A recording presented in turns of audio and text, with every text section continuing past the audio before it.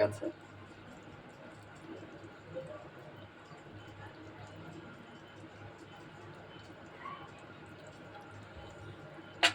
আমাদের আগে একটু জিরার গুঁড়া দিয়ে দিই।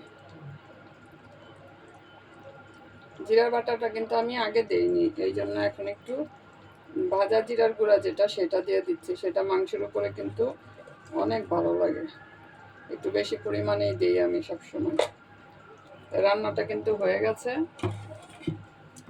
মাটির হাঁড়িতে গরুর মাংসের তরকারি, চুলাটা কিন্তু বন্ধ করে দিলাম, কিন্তু তারপরও এটা কিন্তু বলক আসবে। মাটির হাঁড়ির এই একটা মানে আমার কাছে খুব ভালো লাগে। চুলা বন্ধ করার দেওয়ার পর এটা অনেকক্ষণ বলক আসবে। এটা কিন্তু এখন চুলা কিন্তু অফ।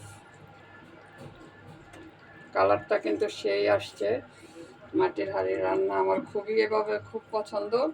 তারপর আজকে আমি রান্না করলাম। আপনারা কমেন্টে জানাবেন আপনাদের কাছে এই গরুর মাংসের রান্নাটা কেমন লেগেছে।